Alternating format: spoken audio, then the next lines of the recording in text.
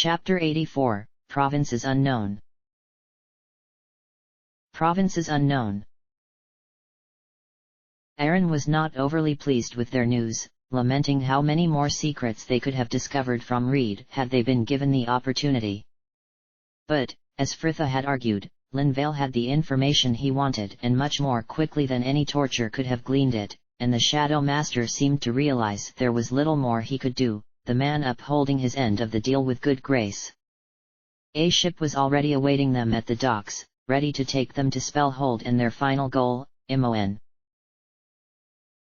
They returned to the inn only to collect the rest of their belongings, and the dawn found them back on the docks, a nervous energy building as their group gathered on the quays to watch as a small three-masted bark was made ready for launch in the milky yellow light.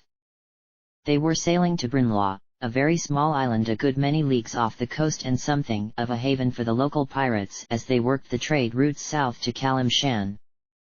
Aaron had given them a contact on the isle who might have an idea of how to enter the asylum, but after that it was all up to them. 15,000 gold certainly did not buy much in way of a rescue in the city of coin. A no-man sat on the low wall that bordered the last flight of steps down to the harbor and watched the others gather on the quays proper, Fritha still inside the guild house making her last prayer at the shrine. He had lingered with her for a short while, the girl kneeling before the altar with one hand entwined in the cords at her neck as her lips moved in silent prayer, before he had left her in peace, a no-man quite taken with the idea that should he ever be in trouble, the world would find her knelt similarly under Helm's gaze praying so for him. The clatter of boots on the stone steps behind him, and he turned to see the girl herself, light on her feet despite the pack and loot case slung over either shoulder. At least the majority of their equipment and tents could be left at the theater, considering their destination. A no-man smiled as she took the place next to him, easing the pack gently to the ground at her feet as she laid the case across her knees. "Not long now then," she said, drumming the case with excited fingers. "No, Jahara says we should expect to leave within the next half hour. You have been on many sea voyages." Fritha shrugged. "Just the one to Baldur's Isle. You?" He shook his head. "None before this one." "Are you nervous?" she teased playfully. A no-man smiled, taking a moment to consider the question. "I do not know, perhaps. I would like to watch the sea as a boy and imagine the exotic places that lay just beyond that blue horizon. There is a park north of the river that my mother would take my sister and I, that had views over the harbor. I wish it were the summer, I would take you there for shaved ice." "What is it?" he asked, glancing back to find her staring at him. "Nothing, I've just never heard you say anything like that before," so wistfully. "Truly? I have idle dreams as many as the next man." "No, not like that," she corrected, "just before, you would say something like, 'Come the summer I shall take you for shaved ice.'"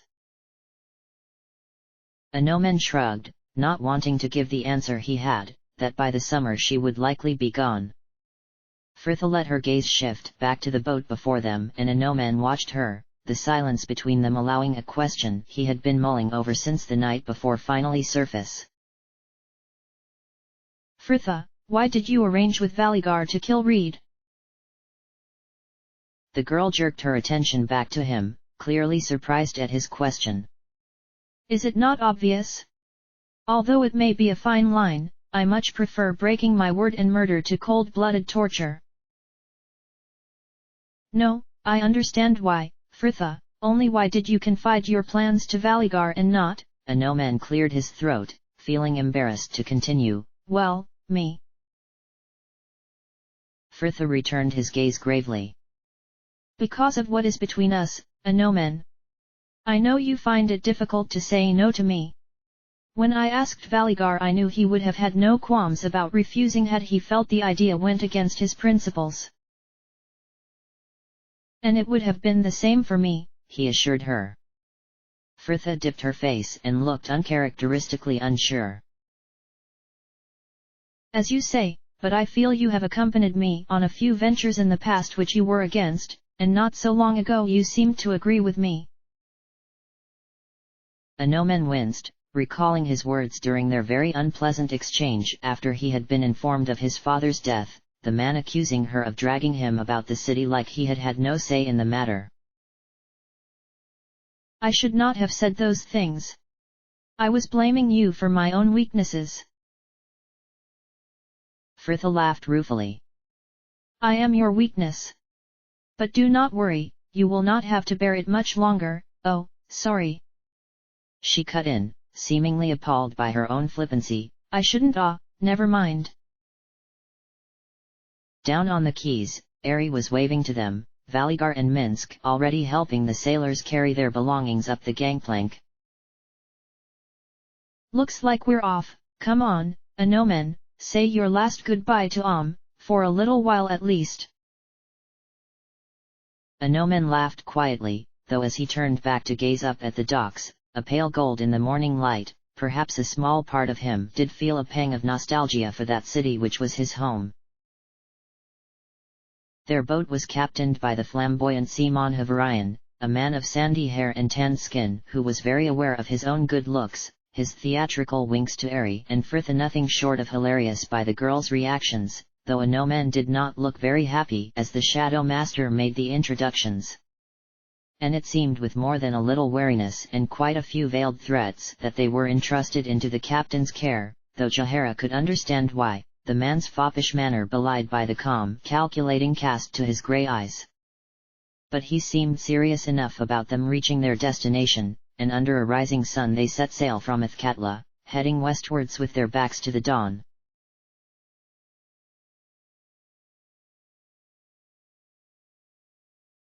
Jahara leaned over the rail, enjoying the feel of the breeze and the refreshing hint of surf it carried, cold though it was.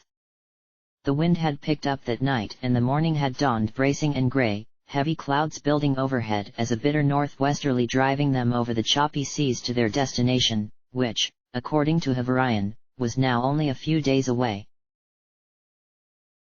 They had been 3 days at sea, long enough to get over any seasickness and fall into the rhythms of life there on the ship. Fritha, along with herself and Minsk, were the only 3 of their company who had been aboard a ship before, and the life seemed to suit her, the girl making friends with the crew and most times could find her stood at the prow eagerly waiting to see land. Minsk was happy too, his talk of revenge yet another, albeit metaphorical, dark cloud looming on the horizon. Allow them to retrieve Imoen, the cowled wizards may, but murder another of their prisoners as well? At one time, Jahara would have been vehement in her instance too, but was vengeance worth the risk? There seemed little point in asking Minsk the same, the man's honor demanded no less for the murderer of Dinah Hare. Jahara sighed, they would just have to see how the land lay when the time came. She glanced back at the sound of laughter.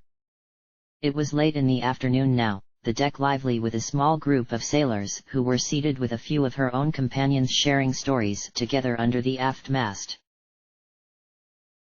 Here, Jahara, called Fritha, the girl knelt up and beckoning for her to join their group, Anomen seated at her side, while Ari and Herr Dallas were a few along in the circle. Come and sit with us. So, 4 days from Brunlaw and your friend if we keep this wind, confirmed a wizened old sailor as the druid settled. The bitch queen is smiling on ya. Next to him a blond man of middling years was nodding. What did your friend do anyway to get herself thrown in with those mad mages? Fritha shrugged dully. Not much, just in the wrong place at the wrong time. The old man gave a shudder. Talk about something else, Finch, that asylum gives me the chills. The young lad opposite, likely a Termian by his earthy red skin and dark shock of hair, gave a bark of friendly laughter. Chills, is it? Now Finnis, you ain't no mage, why are you frightened of the place? Because I'm old and wise enough to be. I was once young and brash just as yet, Juvante, till the world gave me a lesson or two. He tapped his large crooked nose wisely and the surrounding sailors laughed. Oh, tell the story, Finis. Tell the tale. It's a good un. Tell what tale? Asked Airy. The story of how Finis first broke his nose, one of the men explained. First would be right. It looks that you have enjoyed the event again at least twice since then, said Jahara dryly.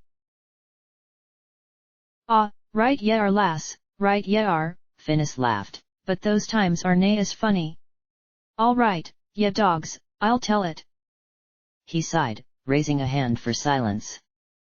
Right, 'twere when I were but a young lad of 18 winters, I were handsome in those days, even as fair as ye, young Juvante, so watch that grin of yours. We were docked in some rough little port town just south of Waterdeep, and me and the crew were taking our shore leave the only way we knew how, in this huge old tavern set right on the quays. Now 'tis late in the evening and I am propping up the bar, when I notice this fine lass at the other end beginning to give me the eyes.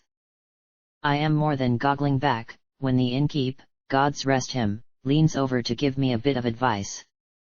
Be careful, friend, says he, she has a man, a captain who is docked here in the town, and he will not take kindly to ye dallying with his woman. Ha! Says I, all fearless with youth and ale, she is a free lady with no ring on her finger. If she wishes to have me please her, who am I to deny it? Well, an hour later, and she is sat upon me knee, us laughing and carrying on as the ale flows like the sea I just left, when there's this almighty roar from over the tavern. She's off me lap quick as a hare, and I'm on me feet to greet this huge red-bearded Northlander who stood filling the doorway. Yeah, there! He bellows, looking as drunk as I felt. Me crew have been telling tales of some fool of a boy who's been carrying on with me woman. Well, the tavern is silent about me. What am I, a callow boy of 18 winters, to do? Finis paused a moment for effect before admitting with a laugh, I goes to front it out, of course. She is a free woman and I'll do as I please. Well, this Northlander just laughs. Oh, will ye now? I'll take that impudence from your hide with me fists, boy. All right, I says, sounding leagues braver than I feel, outside, mate. So there we are, stood in the street, all the men and lasses pressed up against the windows watching. Ha! There was me thinking we are to have a bit of a brawl, when he takes up a bottle from the wall behind and smashes it. Well, this fella takes a swing at me with it and, gods, would ye not believe it, I goes and kicks that jagged bottle straight out his hand. I felt like screaming thanks to the heavens, I was so relieved. And then the bastard only goes and draws a dagger from his boot. I'm gonna cut your ears off, he says, and I am surely believing by this point, but as I back into the wall behind me, I find me hand close about a loose brick. Well, 'tis better than nothing, I think, so I heft it up and away we go at each other, the pair of us wrestling and kicking. He trips me and down we go, him on top of me and me with tight hold of his hands lest his bring across that knife and cut me throat, and I remember thinking to meself, if I were him now I'd break me nose. Smack! And down comes his forehead onto me poor fine beak. Well, pain gives great incentive. I shoved him off and we both rise panting, and I decided, 'tis time to make peace, for I lose any other bits of meself I'm partial to. Come now, friend, I called ye out and ye beat me fair as fair, and bloodied me to boot. Why not put the knife away and we can go in and have a drink together? Well, he took some convincing, but, at last, he nodded, bending slightly to put the dagger back to his boot, and I stood there, weighing that brick in me hand and the resentment rising in me hard, and I thought, ye broke me bloody nose. Whack! Finis mimed, clooting his opponent's dipped head with the brick, and the deck erupted with laughter. It was not a story, though, that everyone found amusing. Was he all right? Gasped Airy. Finis nodded wisely. To be sure, Flower, when he woke up, of course. And her concern was lost in another round of laughter. You did not find your attack perhaps dishonest? Offered a nomen coolly, Jahara, noticing more than one in their circle roll their eyes, Fritha included, the men raising their voices in the old sailor's defense. Ah, he got what he earned, never turn your back on a tar, as they say. Especially, when Yevi just brained I am.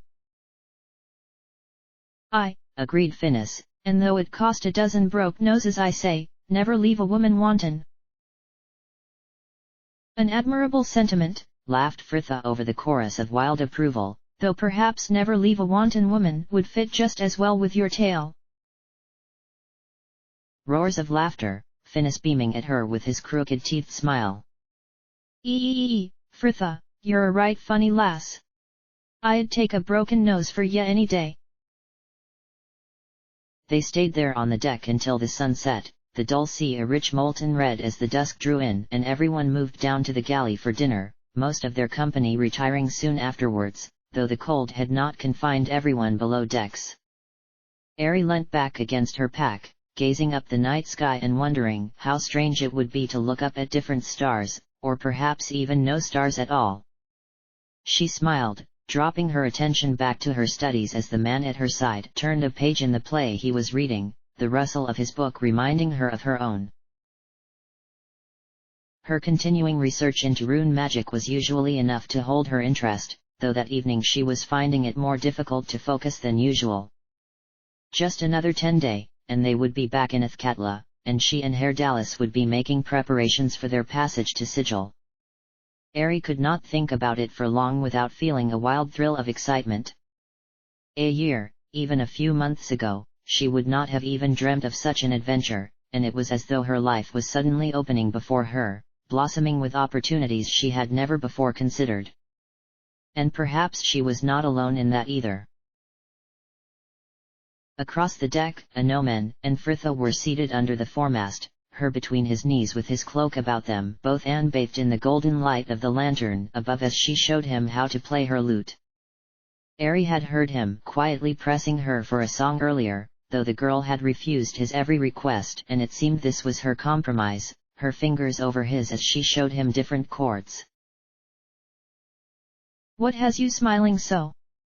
Came the man next to her, Herr Dallas following her gaze to grin wickedly. Oh, I see, a music lesson. Perhaps this bard should go and lend his skill, as well. Oh, don't tease them, Herr Dallas, Ari tugged, smiling as she added, I think they look very nice together.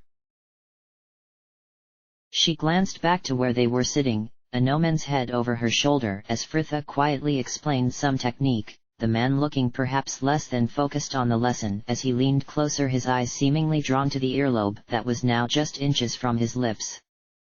Ari beamed, barely suppressing a squeal. Ah, were we ever so sweet? Herr Dallas snorted as Fritha brought her distracted pupil round with a slap to the leg. Anomen! Are you listening? The nearby sailors were laughing gruffly, but Anomen just laughed along with them, briefly tightening his arms about the girl and planting a firm kiss at her temple, Fritha giggling, as well, as she continued sternly, You asked to be shown, now pay attention. Yes, Ari, very sweet, laughed Herr Dallas, turning back to throw an arm about her and return to his book, the elf shifting closer to nestle against his shoulder. Like Tacitus and Penelope given form.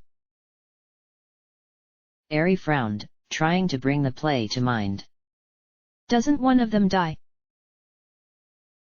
No, no, my love, you are thinking of Tarkis and Ulsa. There are too many romantic tragedies, Ari sighed absently, pulling her cloak about her and going back to her studies. I prefer happy endings. The arm about her tightened, Herr Dallas seemingly surprised by his own admission as he confessed, You know, sweet Ari, so do I.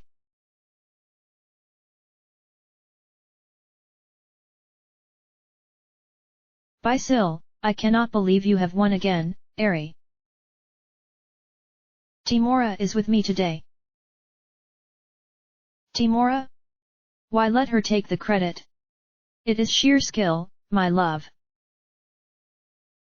Who says it takes both for cards? Anomen, do you want to play around? Sorry. Anomen turned from where he was sitting on the deep cushioned sill gazing out the mullioned windows, the grey seascape beyond distorted and rippling behind the uneven diamonds of rain-streaked glass. Ari was staring up at him, Jahara's talus deck in hand, the druid herself as well as Minsk, Valigar, and Herr Dallas all watching him similarly as she repeated, "Would you like to join us?" "Oh, no thank you, my lady." They returned as one to their game, Anomen going back to the windows, their chatter lost in the squeak of the lantern swinging above them, the patter of the rain on the glass and the roar of the ocean outside. They were coming to the end of their 7-day voyage and the last day or so had found Frith's enthusiasm quite faded.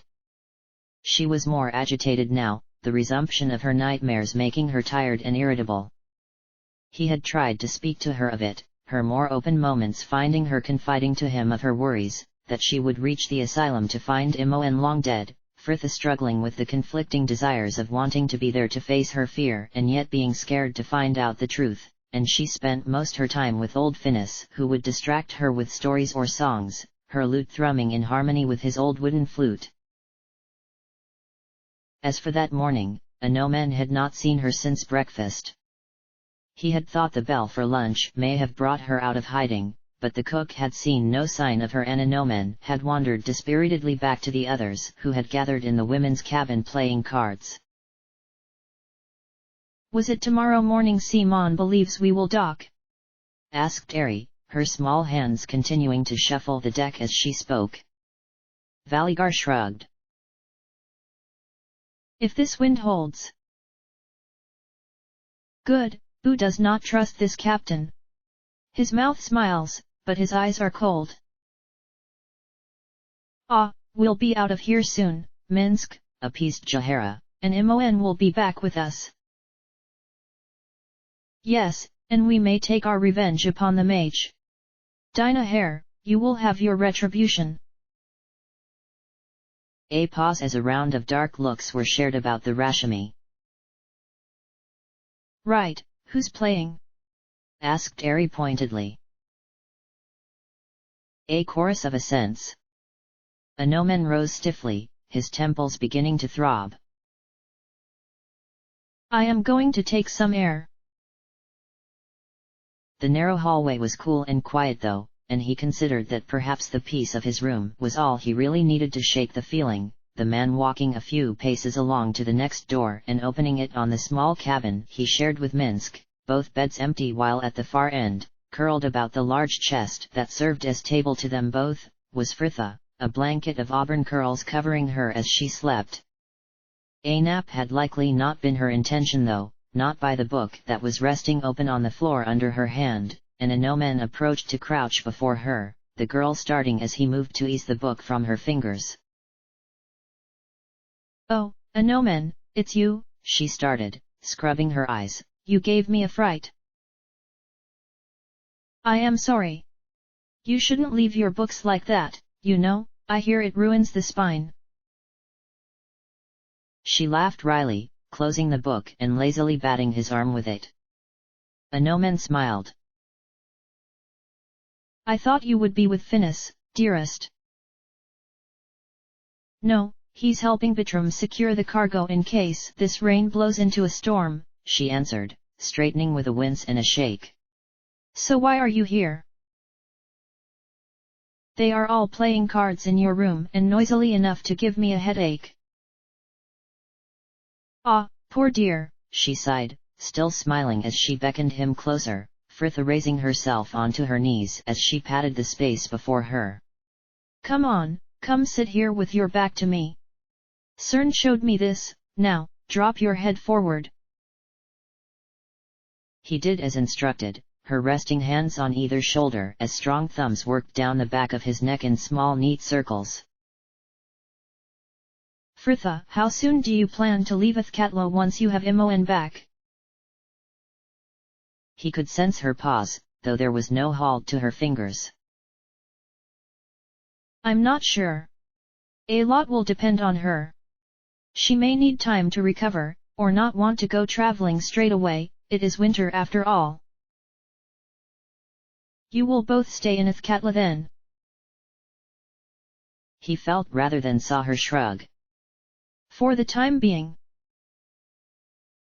Then I would like to offer for you both to stay in my house. As you say, Imoen may still be recovering. She would be better in a stable environment rather than some inn. I, myself, have a room at the order, so I will not be in your way. Fritha was silent, her hands motionless on his shoulders, Inomen hastening to add, "You do not have." He stopped as she sat abruptly back on her haunches, her face suddenly lain between his shoulder blades, and he could feel her words all through his back. Thank you, Inomen, for everything. She slept the night in there with him, just lain upon his bed together as clothed as they had been when he had first arrived, Minsk snoring the bunk opposite. Inomen had fallen asleep quite quickly, though Fritha laid awake for a good while longer, just staring out into the darkness, thinking about things and all the decisions that had brought her to that moment. His arm was resting under her in the narrow gap between the pillow and her shoulder, his chest against her back.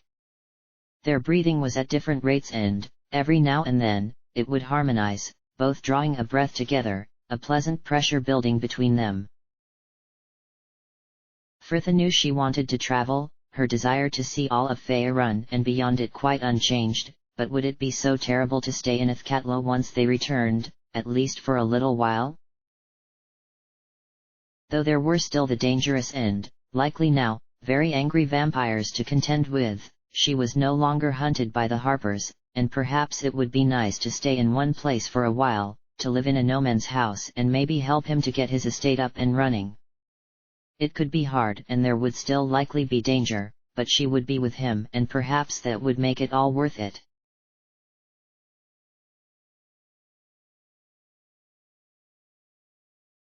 They docked with the dawn, the deck bustling as the sailors hurried from task to task, readying ropes and furling sails, the gulls wheeling in a cold grey sky.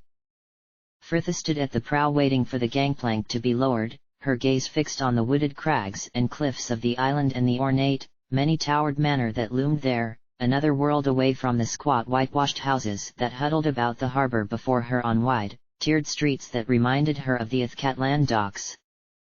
The others were assembling behind her, eager to be away. Where did Linvale say we were to meet him? The Vulgar Monkey, where is that? Well, m'lady, it can be found.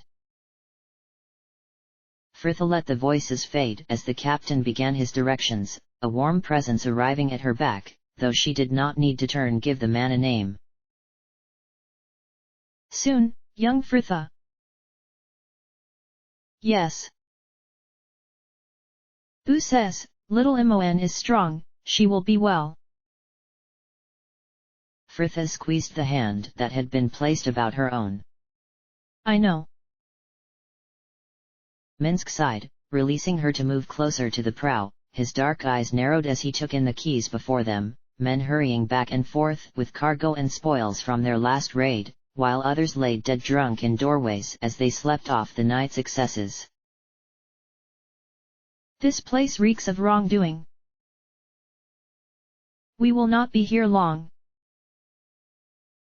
You too, shouted Jahara behind them, Fritha turning to see the woman stood at the waiting gangplank. We go.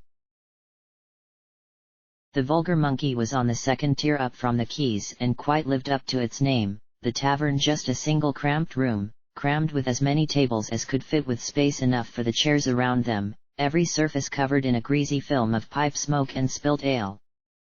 Jahara was at bar asking after their contact, Sanik, who, according to Aaron, was in trade with Spellhold and would likely know of a way in. Fritha could feel a tense excitement quivering through her. They were so close now, just hours and she would see Imoen again, and Fritha decided quite suddenly that whatever state they found her in, as long as Imoen was alive, all would be well, she would ensure it. But over at the bar, the stout innkeep was shaking his scarred shaven head. Sanik? Why, you're 2 hours too late, lass. Jahara frowned. You mean he has left? I mean he's dead. Happened in this very bar. He pointed a fleshy hand to the corner where a dark red splatter stained the wall and traced a path through the tables.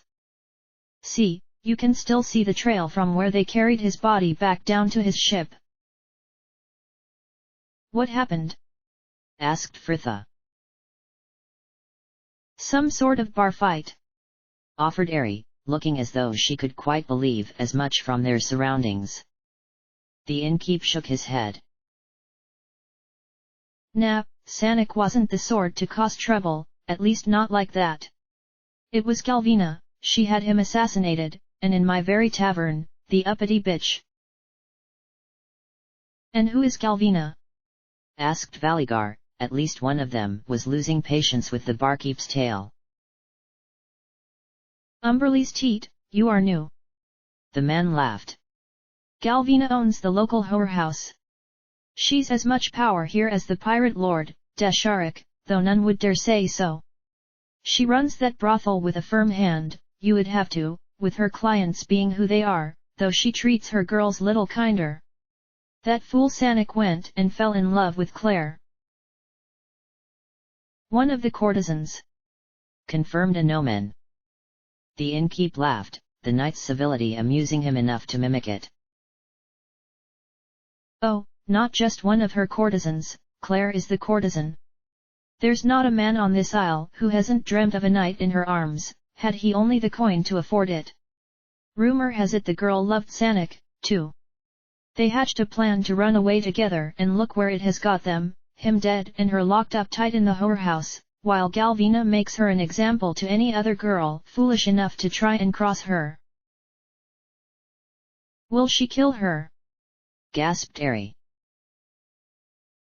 Oh, doubt it, he answered with an indifferent shrug. Not with the coin she brings in. But there are many abuses that do not leave lasting scars and, if I know Galvina, she'll know them all. You know. He considered, sending their group an appraising look. I don't doubt the girl would be very grateful for some outside help and she may even be able to return the favor, her and Sanik were close, so they say. And I suppose you would not mind sending some trouble back Galvina's way after her little spectacle in here, confirmed Fritha. The innkeep laughed quite unashamedly. Right you are, lass. What do we think then? Murmured Fritha, their group moving from the bar as the innkeep turned to serve his other patrons. Worth a shot. Who says this Galvina needs to be shown that people are not property? Agreed, nodded Jahara firmly. Fritha sighed, but forced a smile. Soon. Well, off we go then. The brothel had been obvious on arrival, a large building on the northern end of the quays. A company of men and women already stood outside wearing a lot of makeup and not much else for so early and cold a morning. Our first step should be getting inside, murmured Jahara. Their group gathered a few yards along the docks for this final briefing. They will likely have guards, so stealth will be our ally here. We could attend as patrons, offered Herr Dallas. Fritha clapped her hands together smartly. Right, well, I'm probably the best person, since I've had more than my fair share of experience in this sort of thing. Ah now, a nomen. She forestalled as the knight drew a frowning breath. A lady doesn't kiss and tell. And before anyone could halt her, she had marched the short distance over to the tight-trousered, thin-shirted youth stood touting his wares on the edge of their group, the lad giving a shrill yelp of surprise as she slapped him soundly on the backside. Hey now, my lovely, how's about you and I step over here for a little chat? Jahara rolled her eyes. Sylvanus, give me strength. A nomen, are you laughing? She demanded, the man next to her clearly fighting against it as he snorted into a large hand. By helm, she is awful. Jaehaera smiled, she had never felt so fond of the boy. Hey, you lot, Fritha shouted from the end of the quays. We've reached a price, and guess what, group discount. A gnomon looked distinctly less amused. They followed the lad through the 2 doors at his back and down the long hallway beyond, past a door that was wedged open on the very lively tavern, especially considering the hour, and upstairs, the rest of their journey a maze of hallways with doors set every few paces, until he finally opened one. If you would step in here, my lady, he instructed, the lad seemingly daunted by their numbers as he continued nervously, perhaps your friends. They will join me, Fritha interrupted smoothly. We will all take wine together before you and I begin. Ah, yes. Well, my lady, would you like to make yourself conformable? He offered, gesturing to the scatting of cushions that surrounded the low table, that and the bed the only furniture in there, the peeling red walls making the small room feel even more oppressive. Perhaps I should send for the other courtesans now. Actually, there's been a change of plan. We're here to see Claire. Claire, oh, you are here to help her. The lad cried and, for a moment, Fritha thought him upset when a great smile lit his young face. Oh, how wonderful! But you may already be too late. She is behind punished in Galvina's quarters, but Galvina is mad with anger and Claire is refusing to ask for forgiveness. One of the guards told me she plans to kill her. Where is her room? Demanded Jaehaera. Come, I will take you now, he continued hurriedly, stepping back out into the corridor to lead the way. Though there will likely be many guards, Galvina was worried about something like this happening. Claire is well liked upon this isle, a prize for any captain if he had the will and means to rescue her. Rescue or acquire her? Asked a gnomon coolly. The lad shrugged. I doubt even she would care overly much which right now, lord. There. He pointed to the corner they had just reached. It's the door at the end and Timora be with you. Fritha edged closer, risking a glance around it to see a group of 6 guards stood at the end of the long corridor, talking quietly amongst themselves as they lounged against the walls, picking their nails and looking bored. Well, this would likely liven up their day. How do we proceed? Asked Jaehaera behind her, Fritha turning back with a grin. It's going to have to be Minsk's favorite, a frontal assault. Herr Dallas and I will try and get through the fighting into Galvina's room before she kills the girl. The guards glanced up as they approached, a couple already drawing weapons as one bellowed, Stand ready, men. Fritha drew her own blade, knowing it was pointless to warn then, though she felt compelled to, if only for tradition's sake. We're here for Claire, stand aside. Yes, utterly pointless, thought Fritha, as the roar went up, the girl behind a gnomon and Minsk as they charged, Valigar's arrows whipping overhead.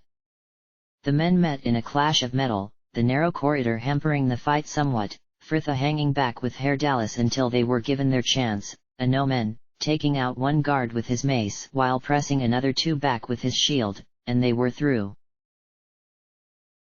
The door shut behind them and they stopped, not even the sounds of the battle just outside breaking the stillness, and they could have been in another world as they stood in that large silent room. Herr Dallas glanced about them and raised an eyebrow, a sentiment with which Fritha could only silently agree. Galvina clearly used the same architects as Dirl. The floor was tiled with great slabs of polished blue-veined marble, 2 scarlet chaise longues set either side of a table in one corner, while a huge canopied bed with rich purple throws and hangings rested in another, every stick of furniture gilded and lacquered with little thought as to cost or even taste. Voices were echoing in from the doorway opposite, the shadows hiding much of the smaller room it opened onto, though, from what she could see, it was tiled throughout and Frithia suspected it was the washroom. "Beg for forgiveness and I may yet spare you," crowed a matronly voice, the woman's magnanimous offer marking her as Galvina. "I ask for nothing of you," cried another, younger and hoarse in her defiance. "I would spit on your name, but the very act is beneath me." "Impudent wench!" An echoed shriek as something was slapped. Again. The sound of splashing water, as though some poor sea creature was netted and thrashing in its distress, and Frithia felt suddenly sick. A torture that left no marks. "Enough!" Something drew a great gasping breath, no pause to the rough panting as Galvina spoke again. "No, Claire, you will die this day, just as that pathetic merchant of yours did." Again. And again the sound of splashing water. Frithia had had quite enough of this. "Galvina!" "What?" "Go and see who that is, Videk." The third, and so far silent, player put his head around the door, the weathered face twisting with surprise as he found them. "Ah, Galvina! What is it?" She snapped, and the door was suddenly thrown wide to reveal a slim, tall woman of middling years, faded red hair curling about a face which could have almost been considered handsome had it not borne such an air of cruelty. Videk sent her a smile, a hand hovering over the blade at his hip. "It appears we've guests, m'lady." "Oh, you are quite mistaken, my hound," corrected Herr Dallas cheerfully. "Not guests, but interlopers." "And we are here for Claire," added Frithia. Galvina looked outraged. "You will receive only death." There was to be plenty of death found there, but it was Galvina who was to be on the receiving end, Videk stepping up to give the woman a chance to summon her magics, though it did little to help either of them in the end. Frithia leapt forward, Herr Dallas close behind her as she attacked the guard's flank, forcing him to turn and leaving Galvina open to the tiefling's paired blades. The magic of the spell died just moments before she did, Herr Dallas now behind Videk and his fate was sealed as well. "Who are you?" came a voice from the shadows, not frightened but wary, and Frithia glanced up to see the outline of a woman stood in the gloom of the washroom. "Friends," she answered, and the shape shifted, finally stepping into the light to reveal a pale heart-shaped face, a red handprint already blossoming on one cheek, long dark hair plastered to her face, chest, and arms as she stood shivering in just a drenched linen slip. The young woman smiled tentatively, soft full lips quirking, and Frithia considered, even stood there soaked and bruised, she had never seen anyone quite so pretty in her life. "Well, friends, I am Claire." She glanced to the two dead bodies, her forehead marred with the slightest frown, before she straightened to look round at them all. "I think perhaps we should take tea." Herr Dallas stepped forward to sweep the ornate quilt from the bed and offer it to her as mantle, the girl wearing it with the air of a queen as she led the way back out into the hallway. Those few guards still alive had surrendered by this point, though all straightened as they saw Claire, the woman informing them that Galvina was dead and she would be retiring to her room to change, and would they please send a servant along with tea for her and her allies. It was like they had entered another world, the three guards merely bowing respectfully and moving off down the hall, and it was clear to Frithia as they set off in the opposite direction, that Claire was a woman of great power in that place. "In here, please," Claire said finally, opening a door and standing back to allow them to enter a large and airy chamber. It was beautifully decorated in pale plaster and dark woods with hangings and cushions of brightly colored silk, the only testament to her profession, a large canopied bed in the far corner, the hangings drawn about it as though to veil an unseen occupant. "Please, have a seat," said Claire, gesturing to a long low table and the cushions that surrounded it, and they sat as she moved behind an ornate set of screens, the rustle of her clothes as she changed the only sound. "There," she announced, stepping back around to reveal herself now tidied and clad in a simple brown dress, the rich weight of the fabric belying the plainness of design as she sank onto the cushions with them. "Well, first, I must thank you for your timely intervention. At the risk of sounding melodramatic, you surely saved my life. How unreal did you know to come for me?" "The innkeep at the Vulgar Monkey told us of you and Sanik," explained Fritha quietly. The woman nodded, her eyes downcast. "Galvina told me of the assassination when she first captured me, and it sealed my fate as well as Sanik's. Once I knew, I would have rather joined him in death than given Galvina the satisfaction of an apology." A knock at the door, a guard and servant entering at the courtesan's command, the latter setting a tray of cups and a teapot on the table, before both bowed and left without a word. Claire knelt up slightly, serving out the tea apparently without a thought, but Fritha could see the table exchanging glances and, at last, Ari spoke up. "Claire, why is everyone being so?" "So?" the woman repeated, before realization seemed to dawn. "So obliging? Well, why would they not? Galvina is dead by your hand. I suspect they think I hired you to rescue me and take revenge for Sanik. They are no longer Galvina's guards. If she is dead, the first rule of Bryn law," she added, with a bitter smile, "there is no loyalty, there is only gold.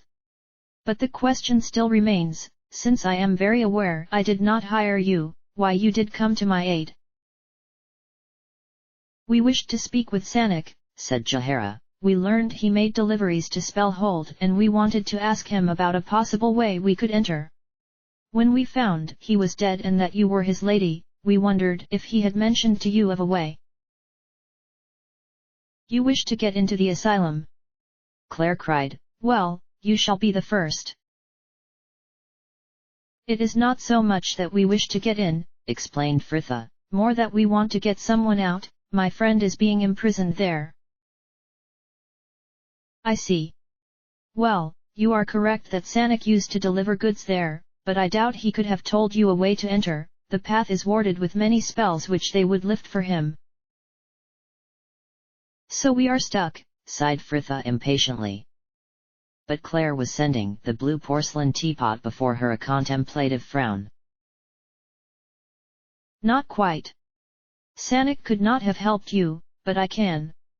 Desharik, the lord of this island, has the authority to send people who displease him there and was once one of my most devoted patrons. There was even talk of him wanting to keep me on a permanent basis, but Galvino would not sell me and he took a lady of his own in the end. My name still carries weight with him though. Present yourself at his hall, the large whitewashed building on the eastern cliffs, and say I have sent you. That should get you an audience, though the rest will be up to you." "What will you do now Sanik is gone?" asked Fritha, Ari hastening to add, "We will help you to escape, if you wish." "Escape?" Claire repeated, looking surprised. "Well, I thank you for the offer, but there seems little to escape from now Galvina is dead." But surely you wish to escape from your life here as a whore," the woman supplied, an eyebrow arched, and the elf colored. Claire smiled kindly. "My dear, I can see why you may think it not something I should wish to continue in. In fact, for those forced into it by poverty or more martial methods, I imagine it would be an awful existence, but it was not so for me. This is all I have known since I was brought here as a child, and I take no displeasure in it. I was well educated, versed in music and the arts, given fine clothes, perfumes, wines. It was not a life that held any discomfort for me. Yes, I was expected to earn these luxuries, but..." She shrugged delicately, "Work is work." "Well, really," blustered a gnomon, "that attitude is rather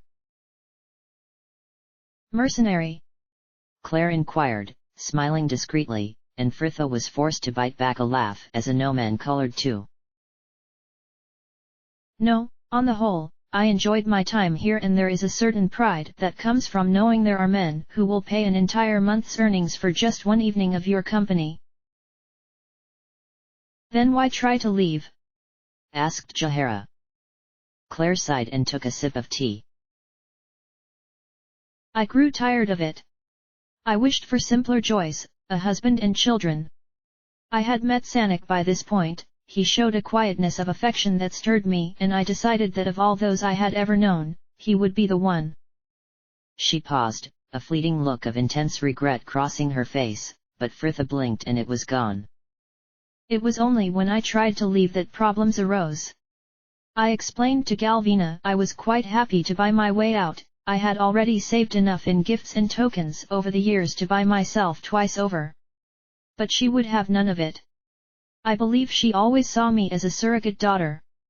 I was certainly as close as she let anyone, that is probably why she took my wishing to leave so badly. Sanik and I hatched a plot of escape, and when she discovered it, he was murdered and I was summoned to her for punishment. I suppose I should have been grateful. Any of the other girls she would have likely killed outright for such disloyalty. I know it must seem awful. Claire continued at their assorted looks of dismay. Her cruelty here, the way she treated the women as slaves, letting them keep little more than their tips, was deplorable. But you must understand, life had treated Galvina no better in her youth. She became like she was to survive, nothing more. She was a product of this life and I can sympathize. It was in a contemplative silence they finished their tea, Claire gliding over to the bell pull to summon the server once more and arrange a meeting of all in the kitchens downstairs, where she announced Galvina's death and the equal distribution of the brothel coffers to great applause. Outside, the sun had already passed its zenith and had begun its western descent.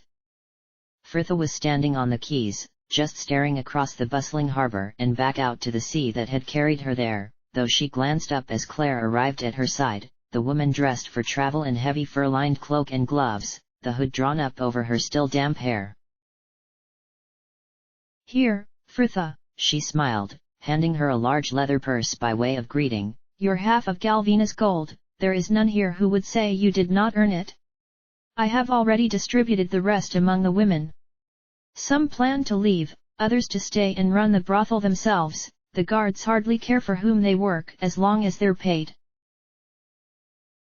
So what do you intend now? Asked Fritha, noticing the growing pile of chests that were being stacked at the woman's back by the guards, a pair of sailors carrying them one by one up the gangplank a few paces along the quays behind them. I have still my passage arranged from when Sanik and I planned our escape. I will go to the mainland on his old ship. See he is given a decent burial and then seek my fortune there. Galvina always said I was wasted here, I suppose now I shall get to see if she was right. Here, Fritha, I would like you to have this, it would do me well to think of you with it. The woman passed her a small velvet-wrapped bundle, Fritha uncovering a long golden hairpin, a camellia blooming on the bridge in a filigree of scrolling metal, its center a cluster of tiny freshwater pearls. It was given to me by an older gentleman who once sought my company. Such a dear man, he did not wish to lie with me, only to talk and listen to me play my harp. Said I reminded him of his daughter whom sickness had claimed some years before. Bless his soul, I did not even charge him in the end. Present it to Des Eric's guards as proof of my favor, he knows of its significance to me. Fritha nodded, rather touched by the gesture when a mere note could have served just as well. I shall wear it. Claire smiled, nodding as one of the sailors muttered something at her shoulder about it being time. Well, I must go. I will remember you in my prayers, Fritha, you and your friend both.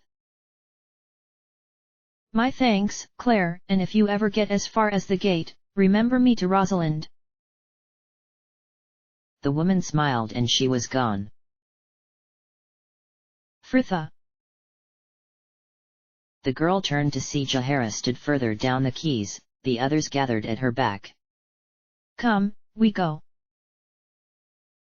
Their meeting with Desharik was brief. The Pinclair had given her getting them the audience they desired, the dark-skinned and surprisingly polite pirate lord taking a moment to ask after the lady, the man seemingly disappointed by the news she had already left for the mainland. Their requested entry into Spellhold was a cause for some concern, the pirate very keen not to do anything to cross his mage hosts. But strange noises and lights had been seen over the asylum for the past 10 days, and Desharik seemed quite relieved to hand over the wart stone that would grant them safe passage to the doors, the man asking only that, should they survive to return to Brynlaw, they bring him news of what had been happening up there. They set out. Desharik's house was situated on the highest terrace of that tiered harbour, and it was only one more set of steps up onto the cliffs proper, the way to the asylum, a clear shingle path through a forest of twisting pines and olive trees that grew across the rocky hillsides.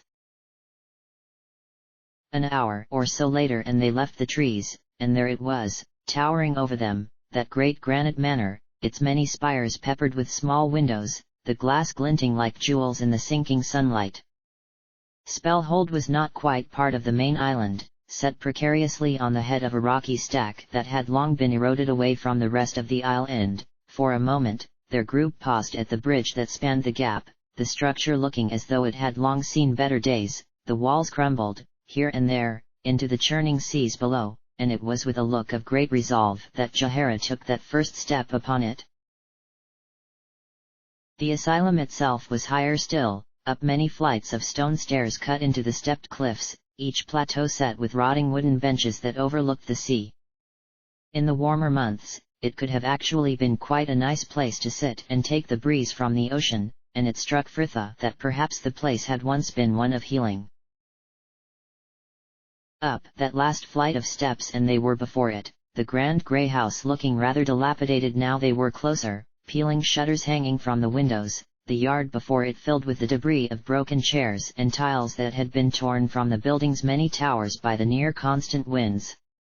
Fritha halted, an overwhelming sense of dread freezing her where she stood as she stared up at the building. Anomen glanced back, concerned. Fritha. She began, unable to put the feeling into words. He let a hand rest on her shoulder. You do not have to attend, if you do not wish it. Wait here, dearest, we can return once we have her. Fritha shook her head, physically pulling a foot from the ground to take another step forward. No, I will come. The doors opened upon a large tiled entrance hall, a passing mage, old and stooped with a cloudy white beard, glancing up from the scroll he had been reading with a frown. I trust you have good reason for, he cut himself off, his face suddenly bearing a smile as he welcomed them inside. Come in, come in. Fritha, is it not? Why, do not look so surprised. He chuckled kindly. You have been observed since your arrival on the isle. We gave Sanik orders to bring you with him when he made his delivery, though I understand he was unfortunately murdered before he could meet you. Yes, I know why you have come, too.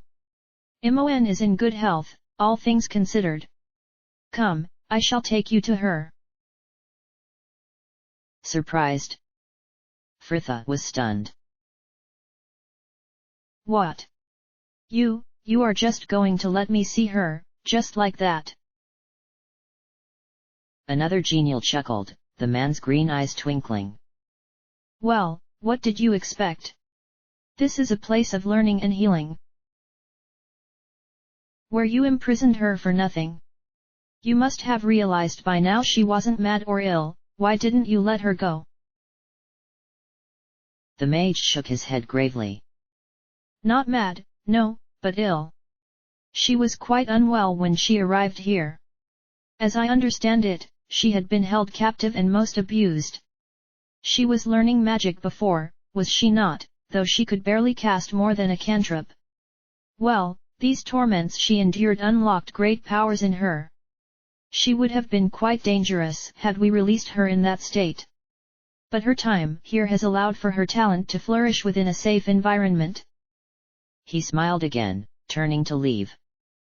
Come, we can speak of the details of her release after your reunion.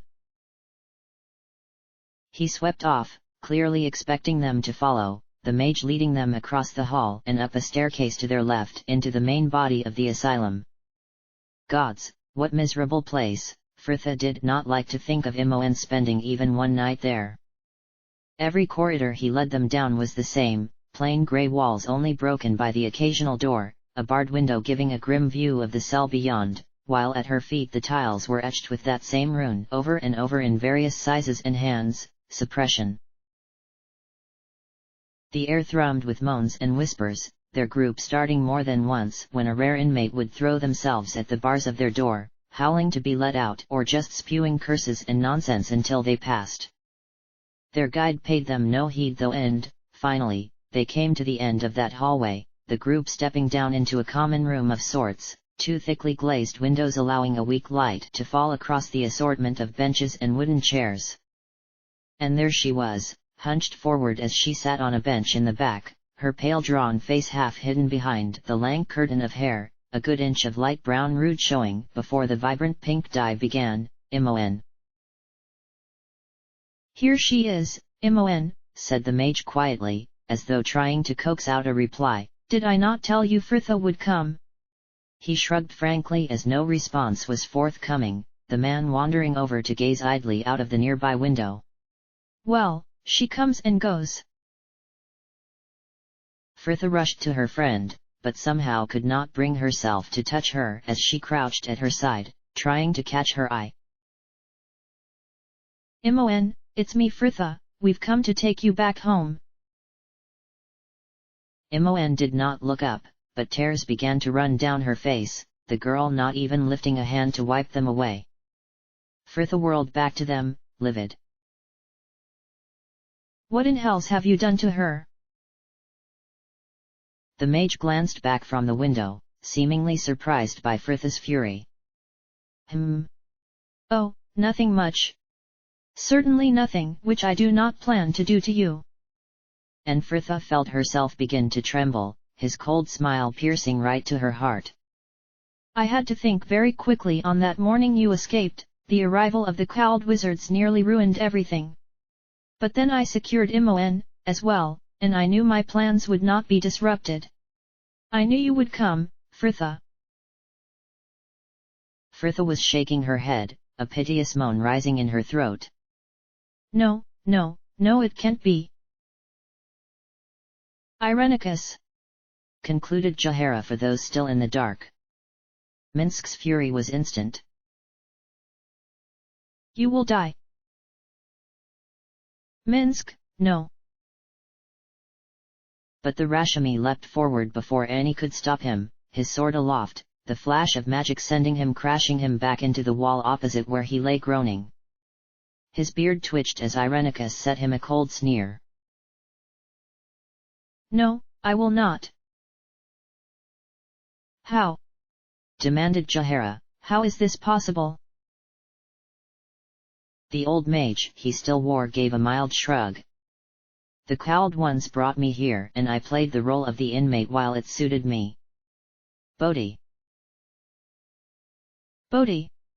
cried Ari. The mage nodded. Yes, she is my sister. Oh, yes, of course, Fritha laughed, a shrill hysteria creeping in. I can see the family resemblance now you mention it. Irenicus frowned, continuing briskly. Bodhi had the rest of my plans well in hand back on the mainland and, when the time came, I acted. With her aid, I was able to take control of the asylum quite quickly.